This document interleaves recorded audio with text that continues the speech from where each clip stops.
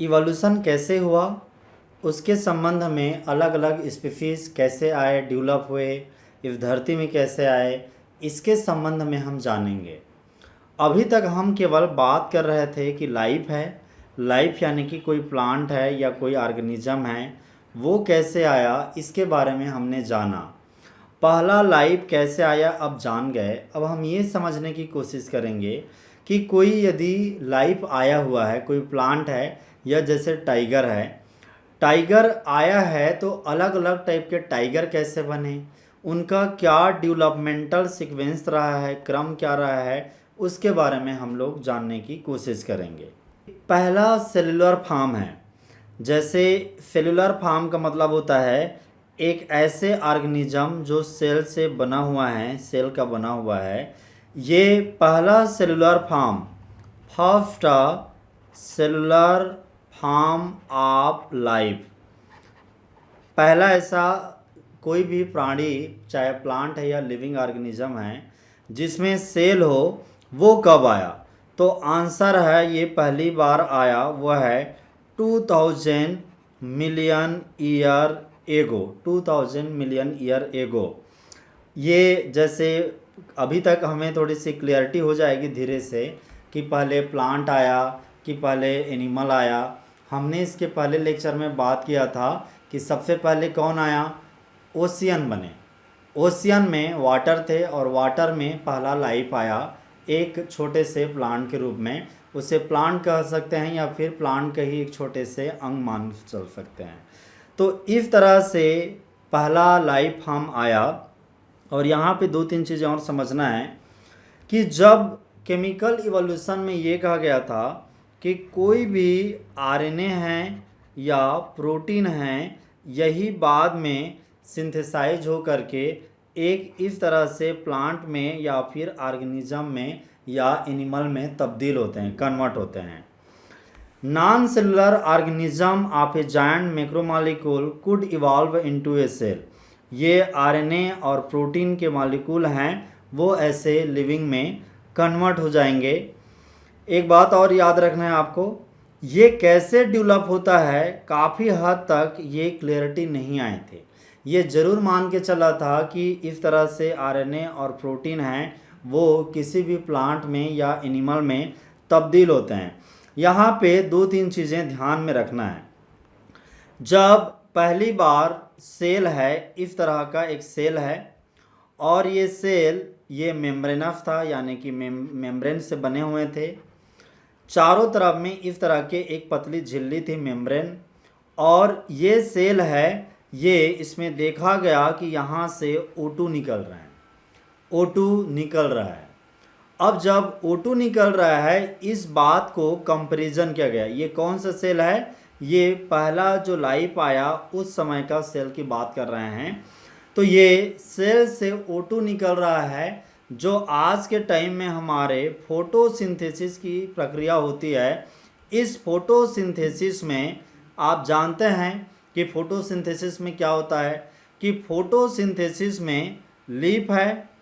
इस लीफ में जब सूर्य की रोशनी पड़ती है, सनलाइट पड़ता है, तो यहाँ के जो पिगमेंट होते हैं, ये पिगमेंट यहाँ पे फोटोसिंथेसिस की प्रक्रिया करते हैं और फिर फोटोसिंथेसिस की प्रक्रिया में O2 निकलता है।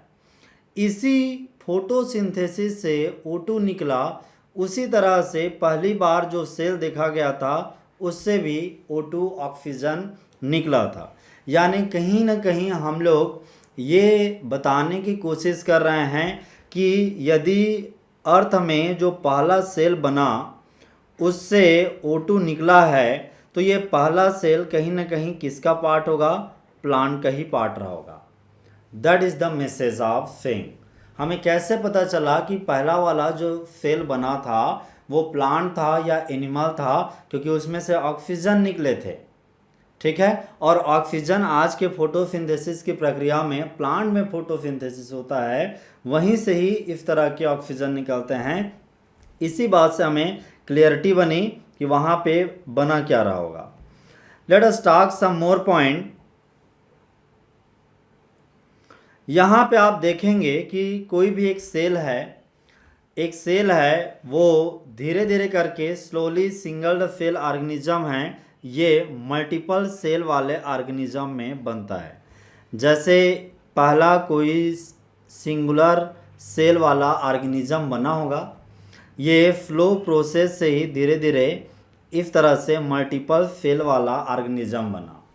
आज का इंसान है, प्लांट है, कोई जीव जंतु हैं, वो सारे मल्टीपल सेल वाले ऑर्गेनिज्म हैं, बहुत तरह के सेल के बने होते हैं। एक हिस्ट्री में जाते हैं, जो भी उस समय में इनवर्टिब्रेट कैटेगरी में आते थे। इनवर्टिब्रेट कैटेगरी में बहुत तरह के हैं, जैसे ये स्नेल हैं, जैसे ये बिच्छू है, स्कॉर्पियन, या फिर इंसेक्ट बग हैं, ये सारे इनवर्टिब्रेट हैं। और ये सारे इनवर्टिब्रेट हैं, ये बेसिकली लगभग इनका ओरिजिन कब का है, इनका है 500 मिलियन ईयर एगो मायो, ये याद रखना। यहाँ पे आप देख रहे हैं, ये है जॉलेस फिश। क्या है इनका, उसका नाम जॉलेस फिश। और ये फिश लगभग कब एग्जिस्टेंस में था, कब आया, 350 मिलियन ईयर एगो। 350 मिलियन ईयर एगो ये जॉलेस फिश है, ये एक्चुअली में एग्जिस्टेंस में आया। यहाँ पे आप देख रहे हैं, ये वीड है, इसे समुद्री वीड यानी कि सी वीड कहते हैं, समुद्र में पाया जाता है। ये लगभग 320 मिलियन ईयर एगो एग्जिस्ट किया, यानी कि ये ओरिजिन, इसका टाइम क्या है 320 और इसका क्या है 350। तो ये एग्ज़ाम फैक्ट के हिसाब से एक एक को आपको ध्यान में रख के चलना है।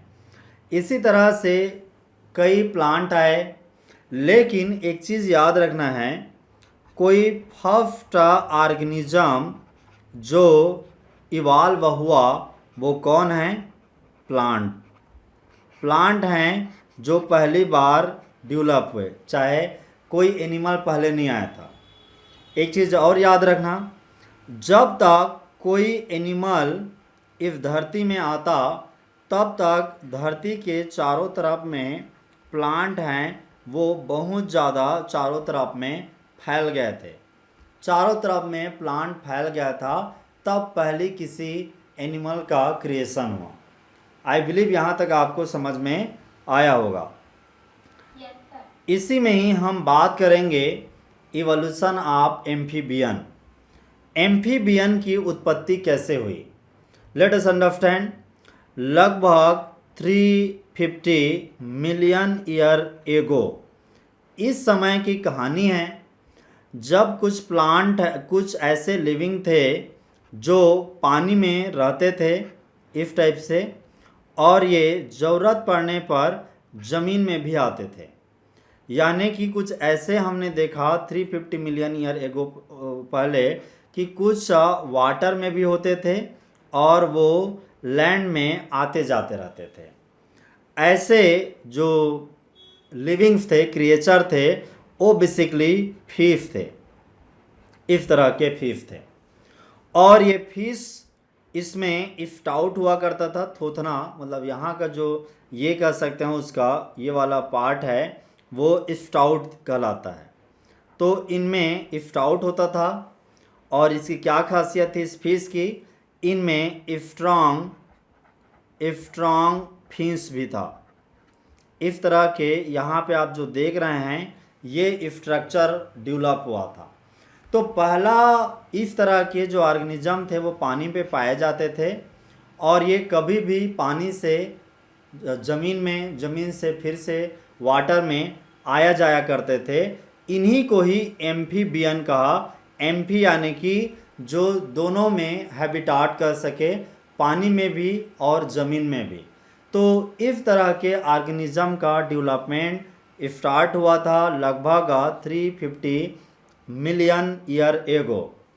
उसके बाद यहाँ पे आप देख रहे हैं ये है कोएलेंथस, ये हैं कोयलाकैन, और लगभग 1938 की बात है। 1938 में इसके संबंधित साउथ अफ्रीका है, साउथ अफ्रीका कंट्री है। इस कंट्री में 1938 में एक चीज़ ऑब्जर्व किया गया कि शायद ये कोयलाकैंथस है, ये एक्सटिंक्ट हो गए हैं, ऐसा मान के चल रहे थे, लेकिन ये एग्जिस्टेंस में थे। ठीक है। In 1938, a fish caught in South Africa happened to be Coelacanthus, which was thought to be extinct. यहाँ पे ये समझना है कि ये मान के चले थे, मैंने थोड़े से अलग कह दिया, एक्सटिंक्ट हो गए ऐसा लगा था, बट ये एक्सटिंक्ट नहीं थे, ये जिंदा थे, और ये एम्फीबियन बहुत पुराने टाइम के बने हैं। यानी कि जिस फिश की हम बात कर रहे थे ये कोयलाकैंथ है और ये एक्सटिंक्ट नहीं है। This was thought to be extinct, लेकिन ये अभी भी 1938 में मिला है, यानी कि कुछ साल पहले, 70-80 साल पहले ही इसका एग्जिस्टेंस देखा गया है। इसी में एक है, यहाँ पे आप देखेंगे अलग अलग फिश हैं, इनको बेसिकली कहते हैं लोब फिश। ठीक है। ये वो मछलियां हैं एक तरह से, इनमें लोब होते हैं बेसिकली, ये इस तरह का, और ये पहले एम्फीबियन है। इनकी इसलिए एग्जाम पॉइंट बनता है because they are the first amphibian that lived on the both water and land. ये दोनों ही पानी में और ज़मीन में रह सकते थे। अभी भी कई सारे एम्फीबियन हैं जो मछली के रूप में पाए जाते हैं और वो पानी और ज़मीन दोनों में ही रहते हैं। आज जिस आप फ्रॉग को देखते हो, मेंढक को देखते हो, उस फ्रॉग को या फिर दूसरे और भी हैं, फ्लैमडर्स हैं जो थोड़े से सांप की तरह दिखाई देते हैं। इनका यदि हम पूर्वज कहें कि फ्रॉग कहाँ से आया, फ्लैमडर्स कहाँ से आया, तो आंसर है यही शुरुआती एम्फीबियन से ही क्या है, ये नए फ्रॉग, आज के जो मॉडर्न फ्रॉग हैं ये सारे बने। तो आपको एग्ज़ाम के हिसाब से याद रखना कि फ्रॉग है या फिर स्लैमडर्स हैं, इनके एंसेस्टर कौन हैं, तो इनके एंसेस्टर यही लॉब फिन्स हैं जो उस समय में शुरुआती दौर पे ही स्टार्ट हुए थे, एग्जिस्ट हुए थे। आगे हम बात करते हैं इवोल्यूशन ऑफ रेप्टाइल। रेप्टाइल क्या हैं और ये कैसे आए। बेसिकली जो हमने पहले एम्फीबियन देखा था, एम्फीबियंस में लोब फिन्स थे, कोयलाकैंथ था, यही एम्फीबियन हैं, ये डेवलप हुए रेप्टाइल में। रेप्टाइल साइज से काफ़ी बड़े होते हैं और इनके बारे में क्या इम्पोर्टेंट है कि एम्फीबियन के एग हैं, अंडे हैं, वो गीले होते थे तभी ठीक रहते थे, जबकि इसके रेप्टाइल के हैं, इसके अंडे दे यूजुअली वो जो ड्राई होते हैं तो वो ड्राई में उल्टा प्रॉब्लम में आ जाता था। ये एक बेसिक अंतर था एम्फीबियन और रेप्टाइल में। रेप्टाइल के अंडे हैं, इसके अंडे हैं, वो ठीक होते थे, मोटे होते थे और उनमें छिलका होता था, सेल्ड होता था चारों तरफ में, जैसे अभी भी अंडे में छिलका होता है, सेल होता है। एंड ये उल्टा मैंने कह दिया था कि ड्राई अप नहीं होते थे, they do not dry up when they were put in the sun, जबकि एम्फीबियन के जो अंडे थे ये ड्राई करने पे सूख जाते थे और ये ड्राई नहीं होते थे, ये गीले ही रहते थे, नॉर्मल रहते थे, इन पे असर नहीं पड़ता था। तो ये जान गए कि पहले जो एम्फीबियन थे उन्हीं से ही रेप्टाइल बना, उनके अंडों में बेसिकली फ़र्क था। आज आप ये जो टर्टल देखते हैं, टर्टल कछुआ, और कई तरह के टोरटोइज हैं, ठीक है, वो भी कछुए के ही यहाँ पार्ट हैं, या फिर कई ये क्रोकोडाइल हैं, क्रोकोडाइल, ये टर्टल, टोरटोइज, क्रोकोडाइल, ये इन सब के मॉडर्न यदि आप देखेंगे, ये मॉडर्न किसके काउंटर पार्ट है? मॉडर्न काउंटर पार्ट रेप्टाइल के। पहले जो रेप्टाइल थे वही बाद में आज के किस में तब्दील हो गए? कछुए में या क्रोकोडाइल में। एग्जाम के हिसाब से ये पॉइंट आपको याद रखना है कि टर्टल, टोरटोइस और एक है क्रोकोडाइल, इन सब का जो एंसेस्टर है वो कौन है? पुराने रेप्टाइल्स। और पुराने रेप्टाइल्स में बेसिकली कई तरह के जो डायनासोर हैं या उनके अलग अलग ये हैं जो क्रिएशन हैं वो आते हैं। आज के रूप में कभी कछुआ, कभी टोरटोइस, कभी क्रोकोडाइल के रूप में वही कन्वर्ट हो गए। लगभग एक चीज़ और बात करते हैं, 200 मिलियन ईयर पहले कई अलग अलग इस तरह के डिफरेंट रेप्टाइल्स पाए जाते थे। इन्हीं से ही आज का टर्टल, टोरटोइज और क्रोकोडाइल है वो डेवलप हुआ। अब समझते हैं, एक ये यहाँ पे आप देख रहे हैं, ये क्या है? ये है giant fern. It is a giant fern. इसको बेसिकली टेरिडोफाइट्स कहते हैं। क्या कहते हैं? Pteridophytes. And this giant ferns were present but they all fail to form the coal deposit slowly. ये उस समय में विद्यमान थे और प्रेजेंट थे, और जब बाद में जब सब कुछ पलट गया, एक तरह से कह सकते हैं, या दब गए और रॉक बन गए, तो ये अच्छे फॉसिल में तब्दील नहीं हो पाए और इनसे प्रॉपरली कोल डिपॉजिट जो बन रहा था वो धीरे धीरे हुए। तो यहाँ पे एक चीज़ और भी आपने जाना, यदि मिलियंस ईयर एगो पहले कोई एग्जिस्ट करता था और वो रॉक में दब करके फॉसिल के रूप में तब्दील हो गए, तो वो किस में कन्वर्ट होते थे? कोल में। यदि वो प्लांट है तो वो कोल में तब्दील होता था, और यदि वो लिविंग में एनिमल है तो वो फिर पेट्रोल वगैरह में तब्दील होता था, क्योंकि कोल से वही मिलते हैं। यहाँ पे एक और आप ऑर्गेनिज्म देखेंगे, ये क्या है? बेसिकली एक फिश है, और इस फिश को भी रेप्टाइल ही कहते हैं।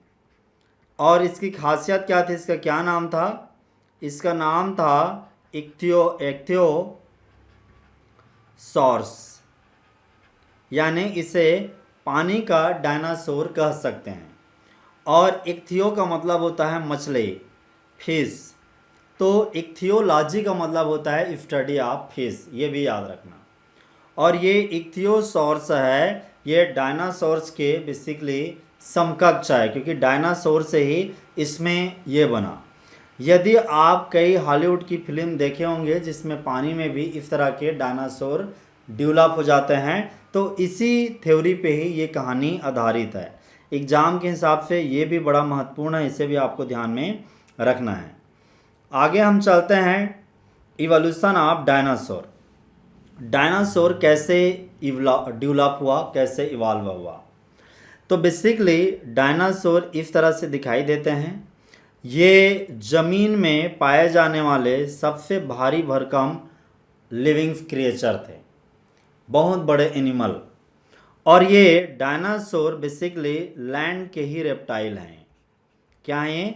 लैंड में पाने जाने वाले रेप्टाइल हैं। आपने इसके पहले देखा कि वाटर के रेप्टाइल कौन होते हैं। ये रेप्टाइल जितने भी पाए जाते हैं डायनासोर, इनमें सबसे बड़ा डायनासोर यही है जिसका पिक्चर है। इसे कहते हैं टिरेनोसॉरस रेक्स। टिरेनोसॉरस रेक्स ये बिगेस्ट डायनासोर है, बिगेस्ट डायनासोर्स। एग्जाम के हिसाब से याद रखना, बिगेस्ट डायनासोर। लगभग इसकी हाइट की बात करें तो ये कितना है हाइट में? यह है 20 फीट। 20 फीट हाइट का होता है ये। और इसके दांत देखिए, ये जो दांत है ये dagger like teeth, dagger like teeth, dangerous दांत हुआ करता। तो इसके बारे में ईसा टायरनोसॉरस रेक्सा डायनासोर है, सबसे बड़ा डायनासोर। ये एग्जाम फैक्ट दो ही हैं, 2 फीट हाइट का है और इसमें एक स्ट्रॉन्ग डेगर लाइक टीथ देखने को मिलते हैं। इसके अतिरिक्त हम बात करेंगे कई तरह के और भी क्रिएचर आए। लगभग 65 मिलियन ईयर एगो ये जो डायनासोर हैं ये सडनली डिसएपियर हो गए, डिसएपियर्ड इस समय में लगभग 65 मिलियन ईयर एगो। और जब ये डिसएपियर हो गए तो 2-3 चीज़ें इम्पॉर्टेंट है उसके संबंध में। कारण क्या है, what was the reason, true reason not known, reason clear नहीं है। फिर भी लोगों ने कहा कि शायद क्लाइमेटिक चेंज है या क्लाइमेट का चेंज है, that could be a reason. किसी को क्लियरिटी नहीं थी, लेकिन क्लाइमेट चेंज हुआ और ये इस तरह से हो गए। कई लोगों ने माना कि ये जो है बाद में डायनासोर हैं ये बर्ड्स में तब्दील हो गए, क्योंकि आज के बर्ड्स हैं वो डायनासोर से ही मैच करते हैं, ये भी बात कहा गया।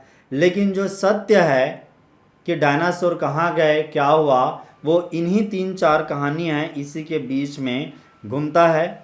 अभी भी स्मॉल साइज के रेप्टाइल हैं वो आज भी कहीं ना कहीं दिखते हैं, जैसे छिपकली है वो देख करके थोड़े से लगते हैं कि ये रेप्टाइल है। और भी कई ऑर्गेनिज्म हैं जो कहीं ना कहीं थोड़े से इनके होने का एक तरह से प्रमाण देते हैं। एक चीज़ यहाँ पे आपको बताऊंगा,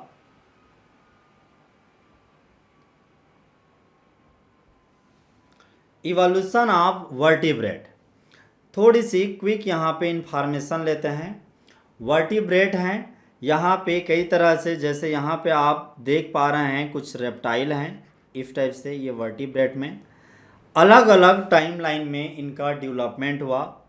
यहाँ पे 350 में अलग अलग, एक केवल गो थ्रू करना है। जो टोर्टोइज है वो आज के टाइम पे आप देखते हैं टोर्टोइज है, टर्टल है, क्रोकोडाइल है, या फिर अलग अलग छिपकली वगैरह हैं, ये सारे, या टाइगर हैं, ये सब यहाँ आज के टाइम पे दिखते हैं। लेकिन 350 मिलियन ईयर एगो वो कुछ अलग फॉर्म में थे, फिर इस तरह से डायनासोर के दूसरे फॉर्म में तब्दील हुए। ये बदलते गए और आज केवल वो इस तरह से कछुआ और क्रोकोडाइल के रूप में रह गए हैं।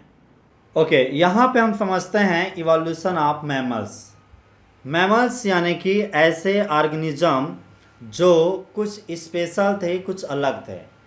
मैमेलिया क्लास में आते हैं ये मैमल, आज के यदि हम क्लासिफिकेशन के हिसाब से बात करें तो। और पहला फर्स्ट मैमल जिसका डेवलपमेंट हुआ वो इसके जैसे दिखाई देता था, चूहे जैसे।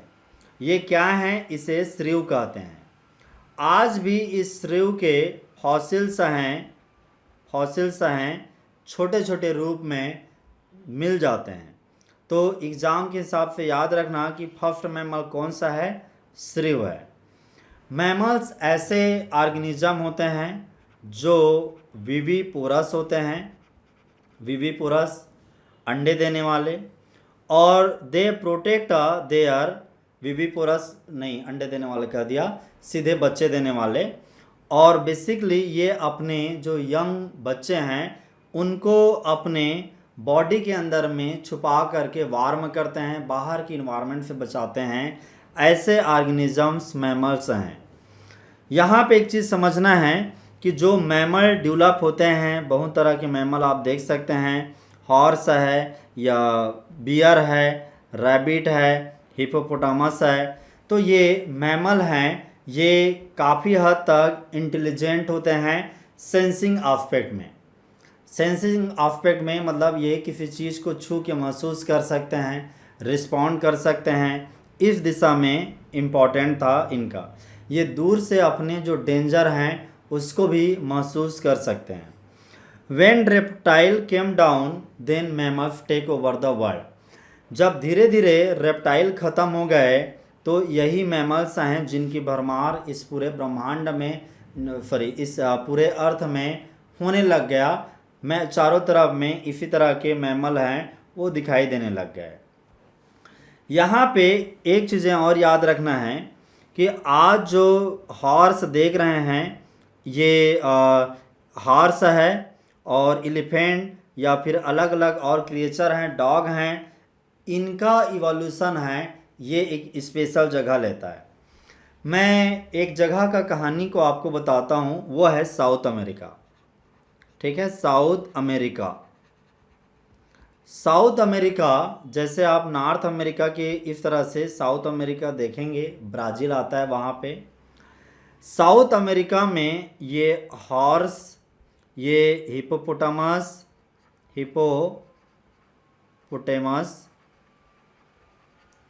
बियर, भालू और रैबिट, बिल्कुल ये वहाँ पे एग्जिस्ट करते हैं, अभी भी हैं, लेकिन स्टार्ट इनको साउथ अमेरिका में ही देखा गया due to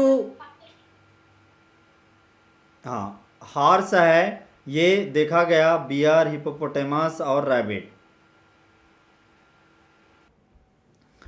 These organisms, horse, bear, and hippopotamus and rabbit were present in the South America। लेकिन यदि आप मैप देखेंगे ये नॉर्थ अमेरिका है और ये साउथ अमेरिका है, बीच में मेक्सिको पड़ता है। तो उस समय में कंटिनेंटल ड्रिफ्ट था, मतलब ये आपस में जुड़ जाते थे। मतलब ऐसा मानते हैं कि जो आज के टाइम में अफ्रीका है और भारत है, यदि आप ग्लोबल मैप देखेंगे तो वो भी पहले एक थे। धीरे धीरे कंटिनेंटल यानी कि अलग अलग कंटिनेंट है, महाद्वीप है, उनका ड्रिफ्टिंग हुआ, वो दूर दूर भागने लगे और अलग अलग कंटिनेंट यानी कि टोटल जो 7 कंटिनेंट हैं, महाद्वीप हैं, वो बने हैं।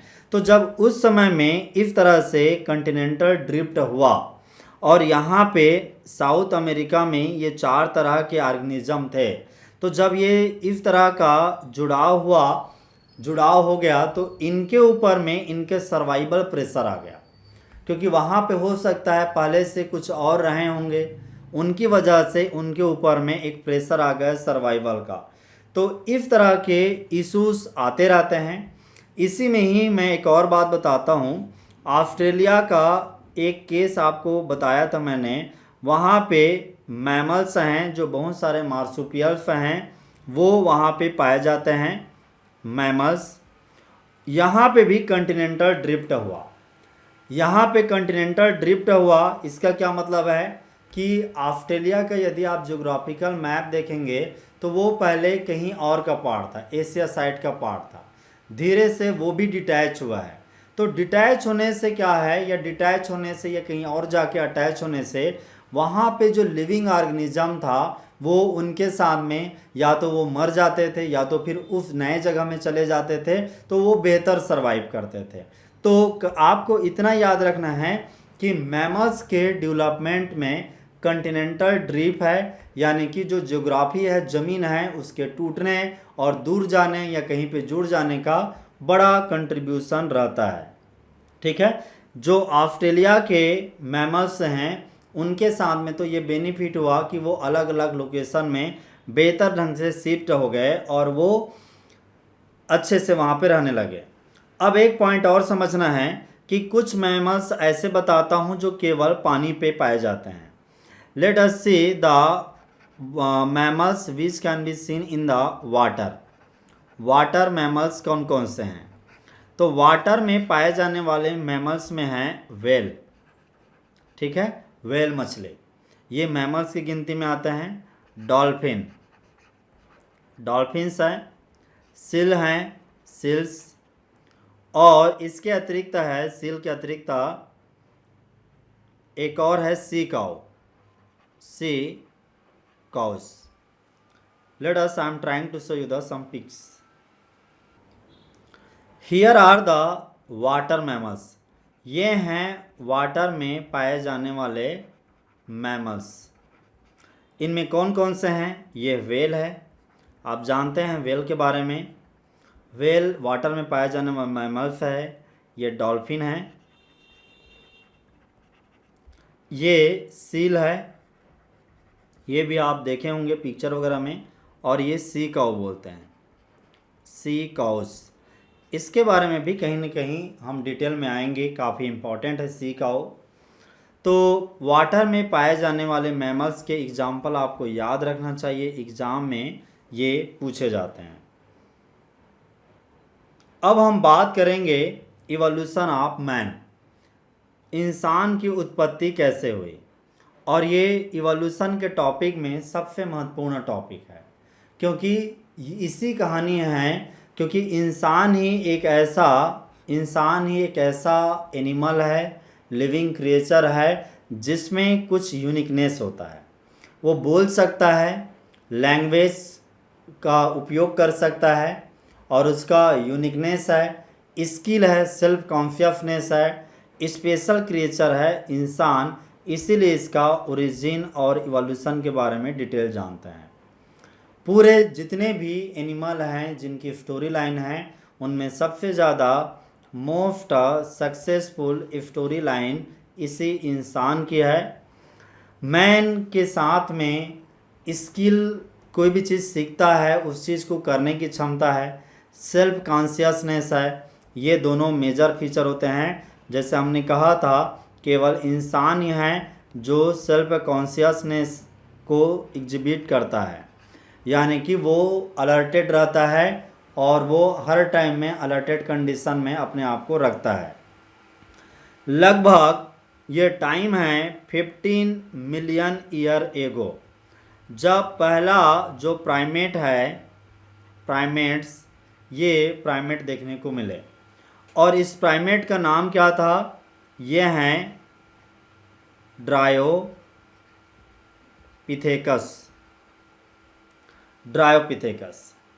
तो ड्रायोपिथेकस लगभग 15 मिलियन ईयर एगो देखा गया, लगभग 50 मिलियन ईयर एगो देखा गया इस टाइप के। क्या नाम है इसका? ड्रायोपिथेकस। इसके अतिरिक्त कुछ और इसी टाइम में, लगभग 15 मिलियन ईयर एगो के टाइम में, एक और इस तरह के क्रिएचर देखने को मिला। इसका नाम था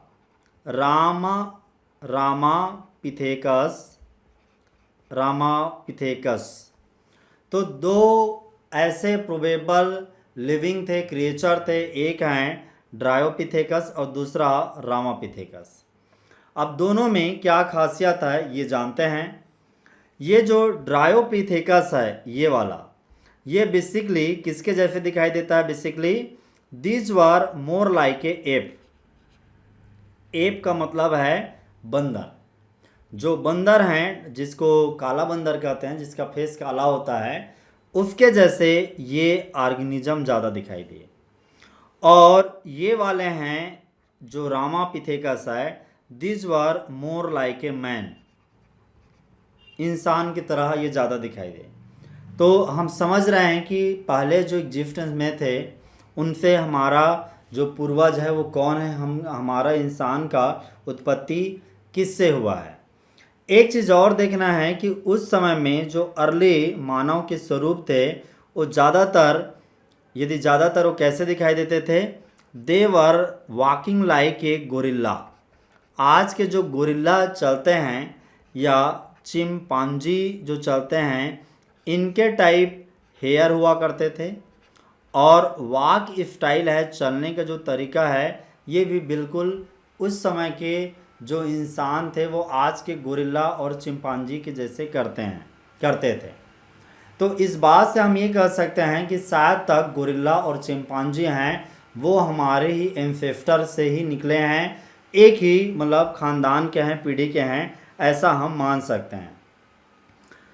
कुछ ऐसे बोन्स मिले, हड्डियां मिले फॉसिल्स में, जिससे पता चलता है कि इंसान उस समय में कैसे दिखते थे और क्या है। दो कंट्री का नाम बताता हूँ मैं।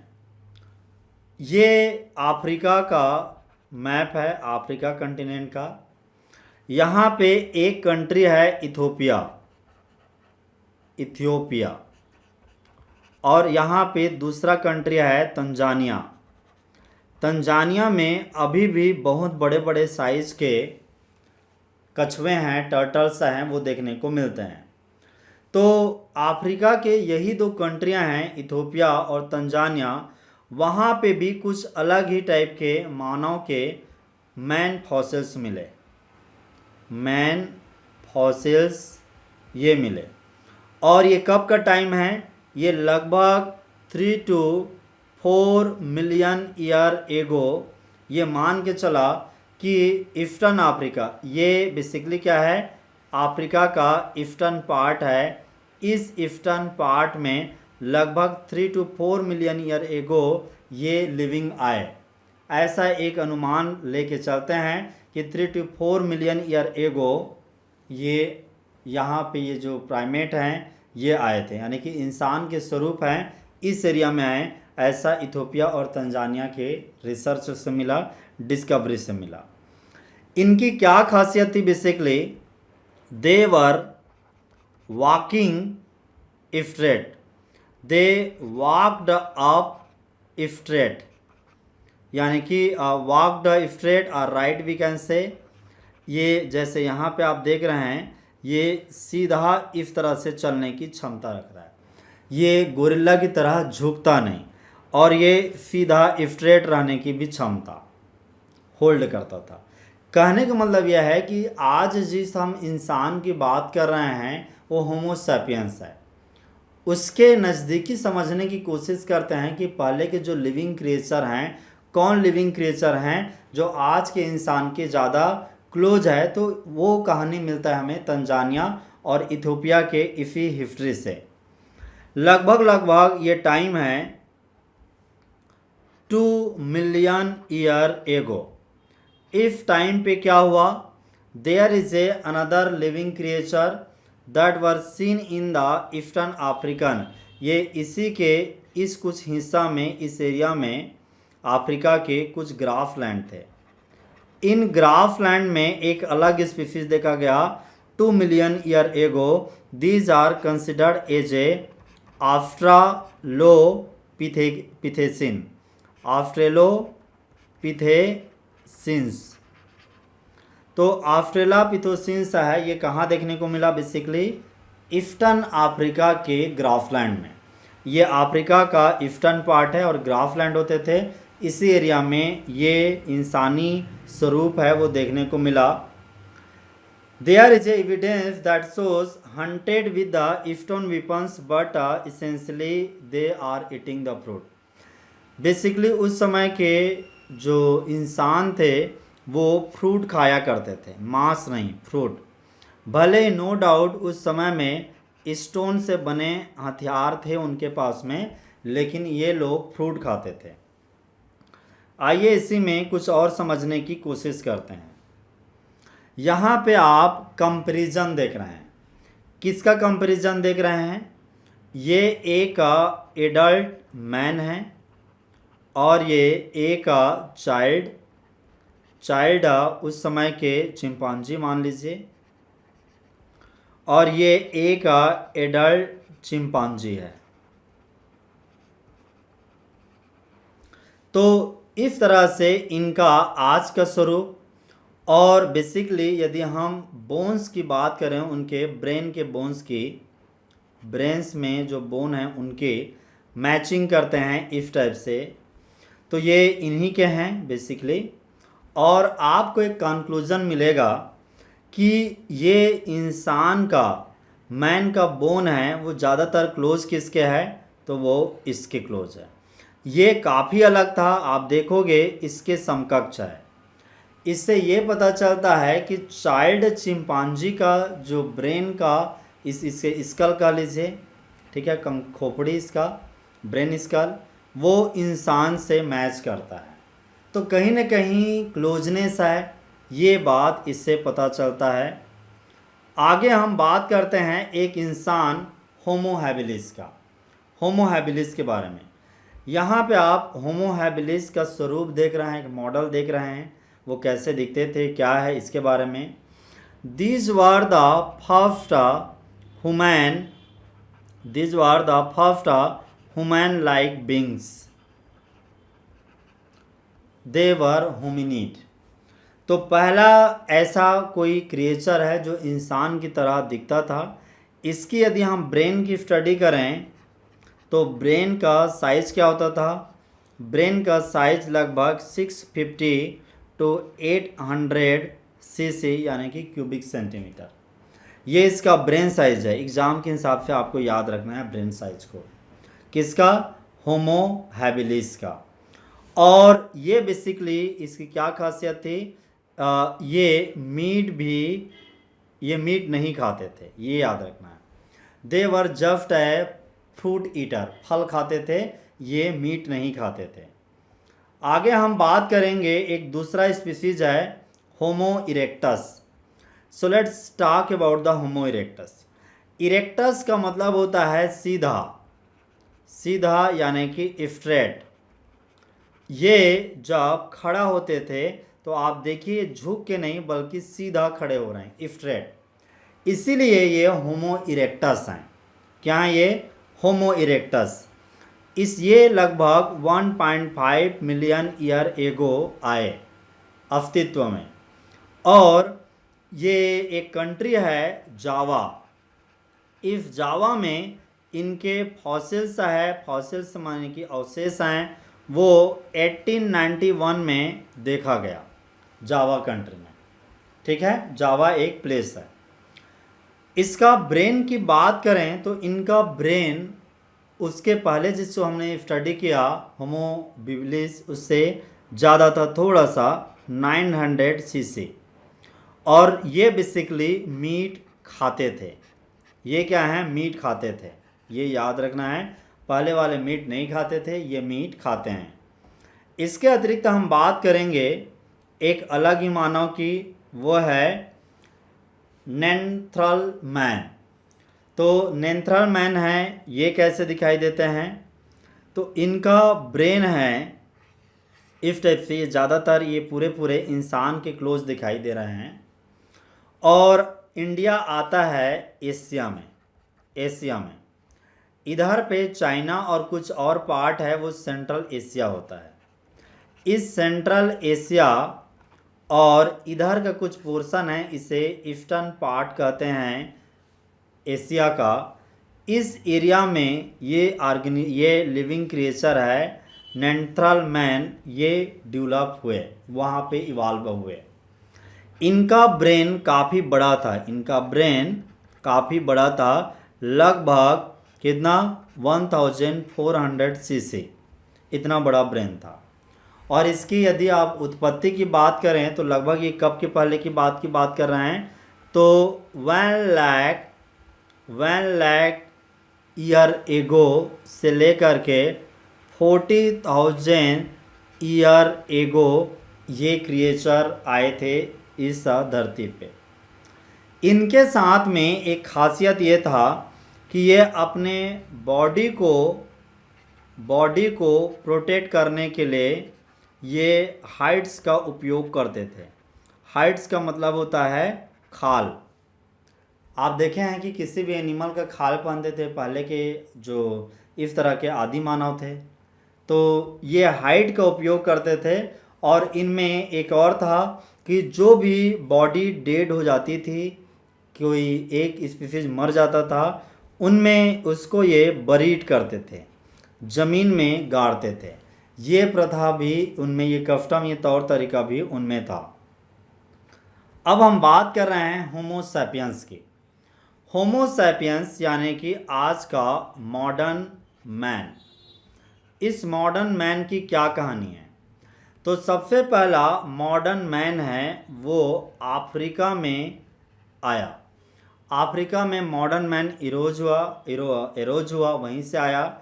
और धीरे धीरे करके अफ्रीका से अर्थ के चारों जगह में, हर कंट्री में मूव किया। मूवमेंट कहाँ से हुआ?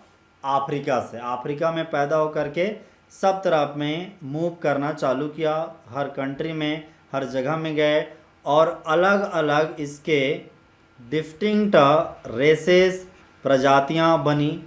जैसे आप देखोगे एशियन, और एशियन में कुछ मंगोल भी आते हैं। मंगोल यानी कि जो नॉर्थ ईस्ट के या चाइना के लोग हैं, उनके साइज या स्वरूप अलग होता है। वेस्टर्न कंट्रीज़, अमेरिका के लोगों की शक्ल सूरत अलग होती है। ये अलग अलग रेसेस हैं वो डेवलप हुए। वो दौर है जब ये होमो सेपियंस है वो आया, उस टाइम को कहते हैं 75,000 से लेकर के 10,000 ईयर्स एगो। ज़्यादा लंबा टाइम नहीं है, 75,000 से 10,000 ईयर पहले ये होमो सेपियंस क्रिएट हुए। और ये लगभग ये टाइम कौन सा था, इस टाइम को कहते हैं आइस एज। इस टाइम को कहते हैं आइस एज। यहाँ पे एक और टाइम लाइन आपको बताता हूँ, ये है 18,000 ईयर एगो।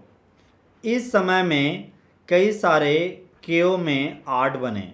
केव में आर्ट, केव यानी गुफा, गुफा में आर्ट बने।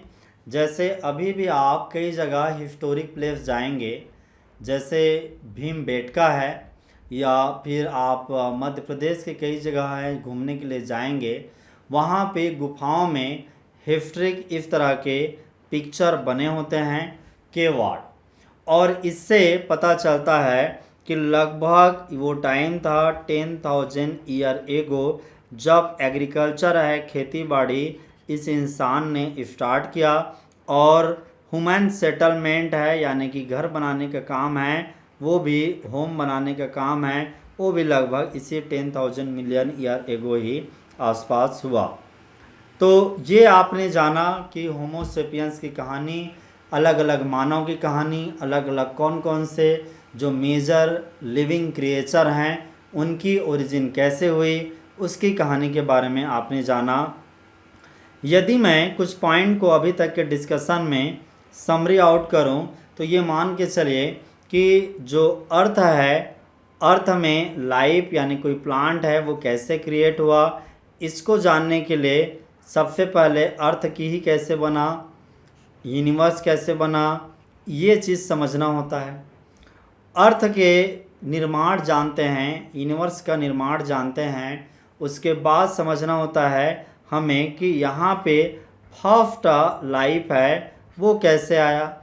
इस दिशा में कई लोगों ने अलग अलग थ्योरी दिए। कुछ पुराने थ्योरी जैसे केमिकल इवोल्यूशन है, बायोलॉजिकल इवोल्यूशन है, वो अलग अलग कॉन्सेप्ट आए।